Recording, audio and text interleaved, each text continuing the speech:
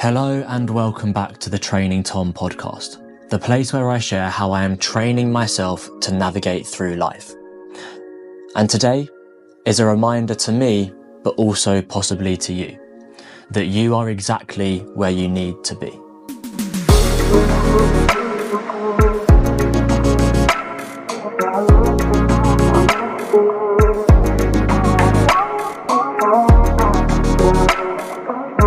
This episode really hit home to me this week. Thinking about comparison, thinking about how I don't feel like I'm where I want to be in life. And it's made me have a lot of reflection over the past week or so, and maybe even for the past couple of weeks, but particularly over the past couple of days, definitely made me think about where I am and hit home that compared to my peers, I don't feel like I'm where I should be. And to give a bit of context to that, I am in a very different stage of, or should I say, I feel like I'm in a very different stage of life compared to the close friends that I have. They are in long-term committed relationships, thinking about marriage, potentially even married themselves, whereas I'm single and I'm exploring dating. They feel, or they look from the outside and from the conversations that we have, very settled down. Whereas my life is comparably more chaotic, you might say. They've all moved out of their family homes and own a home either themselves or with their long-term partner. Whereas I still live with my parents. And at this stage, I'm not in a position to move out. They are having conversations with their partner and as a group about future families and what timescales they might be working for to have children. Whereas I'm thinking about fitness and Ironmans and my calorie intake and protein consumption for the day. And they are seemingly very self-assured with the direction they're going in their life. Whereas I am questioning everything. And like I say, this hit home more than ever this week. One of my friends is a mortgage advisor, and I've been wanting to move out for a long time, but not really made any inquiries as to how I could go about doing that and whether I have the right finances behind me to do that as well. So I spoke to this friend a few weeks ago and I said to her that I'm interested in getting the ball rolling and seeing just simply whether I can afford to move out at this stage or not. So I got in touch with her and we had a conversation around, or didn't have a conversation necessarily, but I filled out a form that gave her an idea of, what I'm earning at the moment, what commitments I have financially, and what kind of deposit I have, but just some information in general to support her with finding mortgages and seeing how much of a mortgage I'd be able to borrow at this moment in time. And she got back to me recently. And for me, it was frustrating because I'm not in a position at the moment to get a mortgage, or at least get a mortgage that will provide me with a place that I am happy with and I feel like I can make my own. If I was to push my deposit up a little bit, it would wipe me out of all of my savings completely. I'd be able to afford somewhere perhaps, but I wouldn't be able to afford to do anything with it, and I possibly might not even be able to afford to live in it either.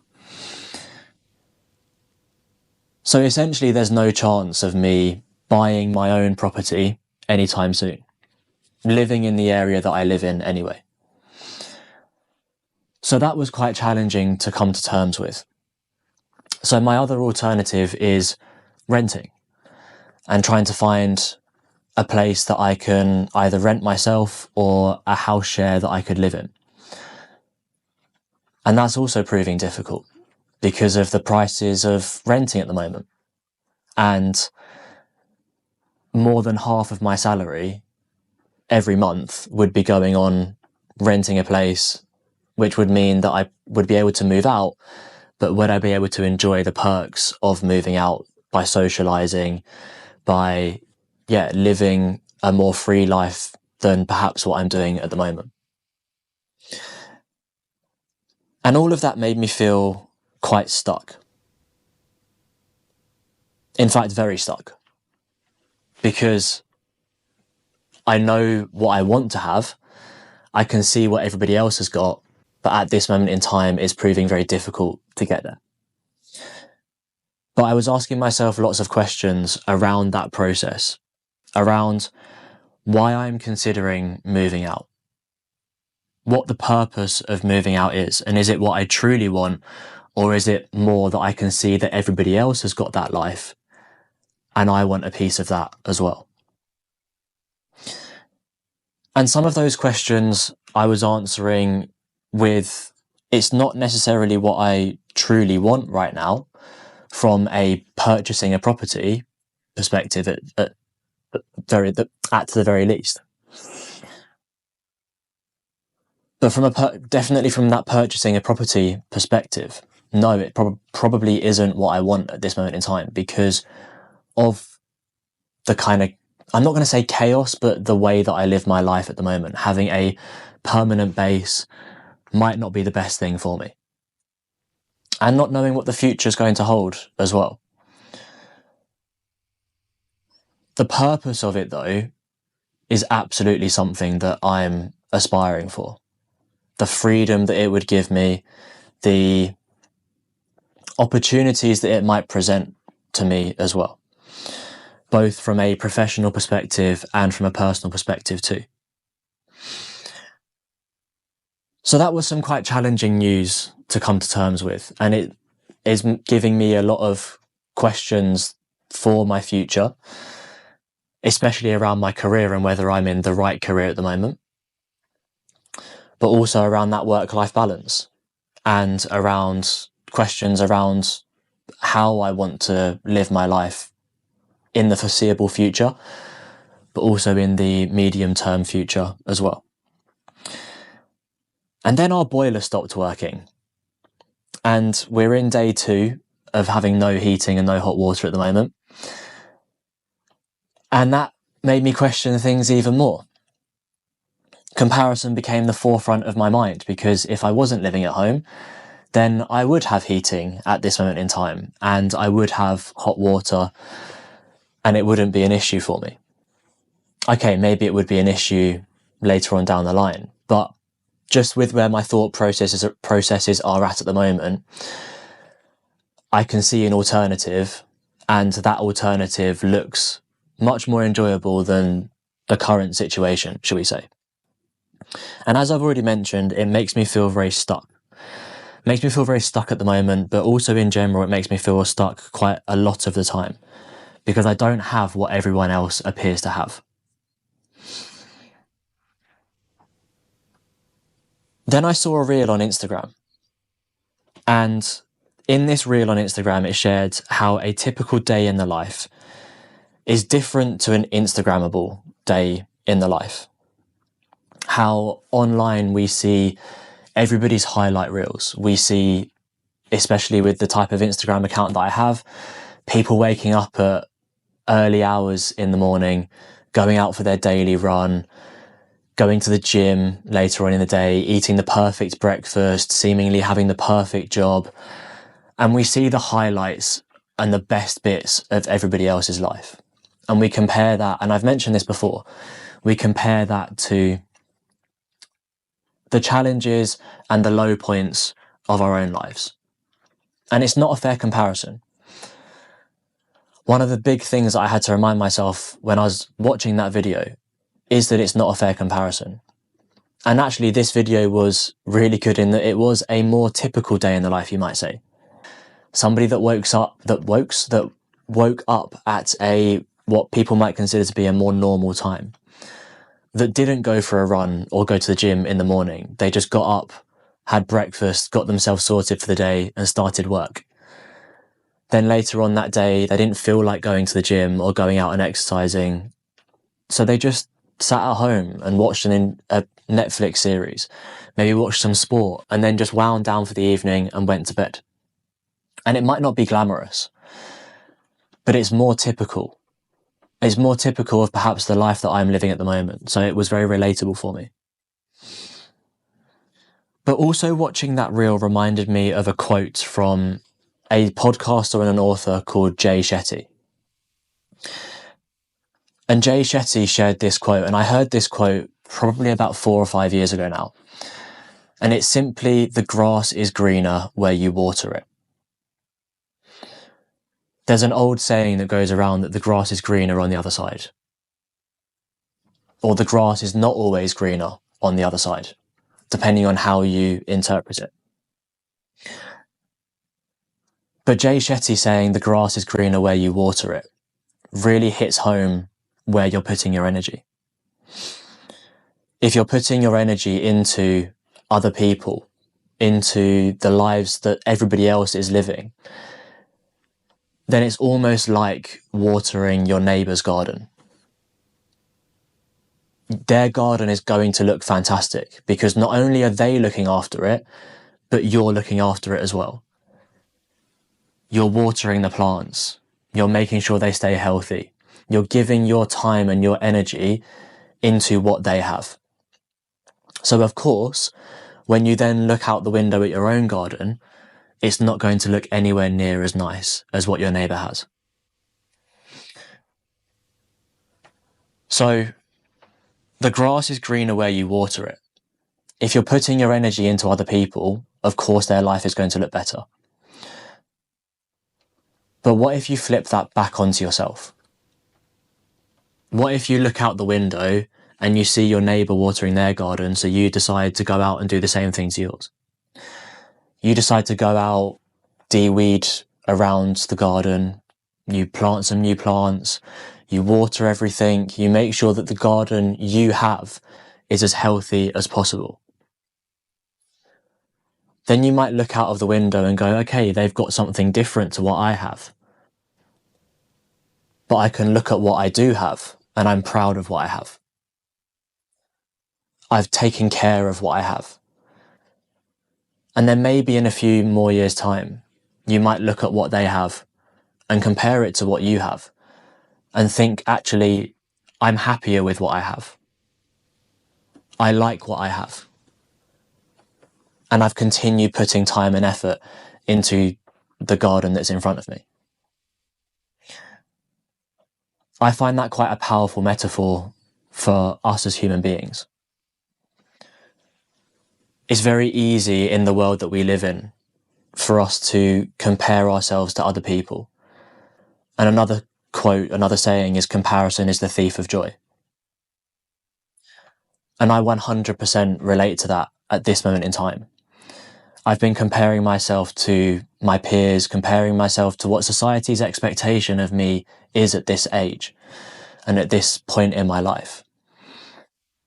And according to society's expectations, you could argue that I'm not living up to what society expects of me.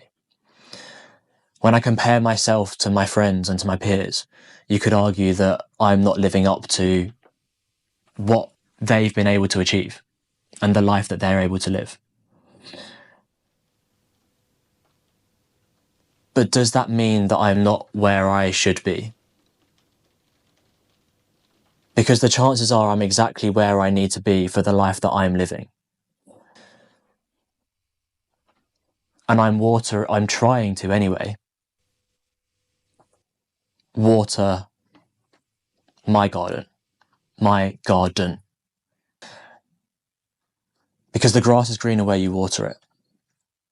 And I'm trying to make sure that the grass in front of me and that I own is as green as possible, is flourishing, is healthy, importantly. A massive priority for me is my health.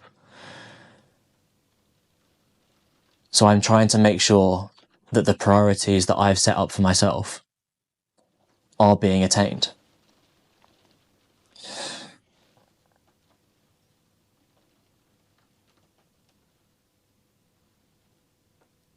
And this is difficult sometimes. I'm not saying this is easy to remind yourself of. These are lessons that I'm still learning myself.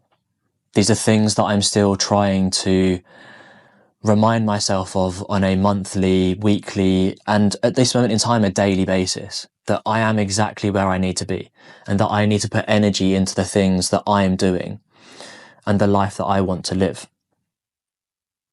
It doesn't mean that I shouldn't try to change where I am in my life, because there are some things that I want to change. I've mentioned in this episode wanting to move out from my family home, and that's absolutely something that I want to be able to achieve in the near future, not just in the distant future. So that's going to require me to change my behavior, to change the way that I look at my finances, to learn some lessons around finance management and possibly even embrace the challenge of a new career or a different role at work. Maybe even having an uncomfortable conversation about my salary and the expectations for my salary and what I'm doing within my work. But I should, and I want to, focus on what I can do, where I put my energy and where my mindset is, because they are all things that I have control over and they are all things that I can influence. And they're all things that can help me water my garden. Yes, I might still have comparison, but ultimately comparison is the thief of joy. And the logical side of my brain tells me that there's no point in having that comparison there if it's not serving me. If it is serving me, if it is pushing me to become a better person, if it is challenging me in different ways, then yes, that comparison is worthwhile and it is useful. But if it is simply there to remind me of what I don't have, then it's not serving me. And I can do things in a different way, put my energy into different places, and water my own garden.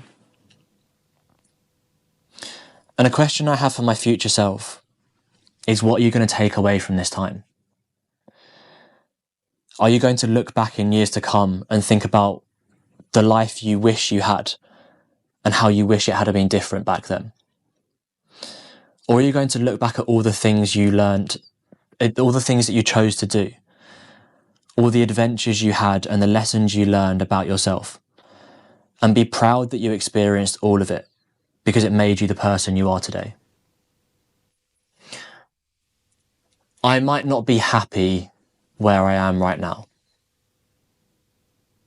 I might not enjoy my circumstances, but I'm living it for a reason. Maybe that reason is so that when I do have the things that I aspire to have, when I do live the life that I want to live, I'm more grateful for it. Maybe all of the things that I'm experiencing right now seem really challenging at this moment in time, but in the grand scheme of things, in the grand scheme of my life as a whole, are nowhere near as big as some of the challenges that I will face in the future. But they've prepared me to face those challenges. But ultimately, it comes down to the fact that I'm exactly where I need to be right now. It doesn't mean that I don't want to work hard to change it. But right now, I'm exactly where I need to be.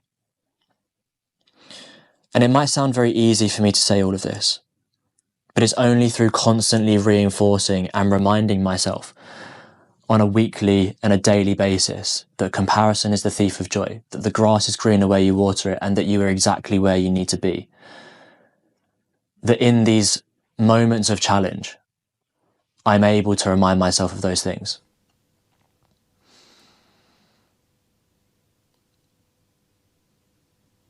And the last thing I want to mention in today's episode is actually a quote from Kung Fu Panda, because I simply love it.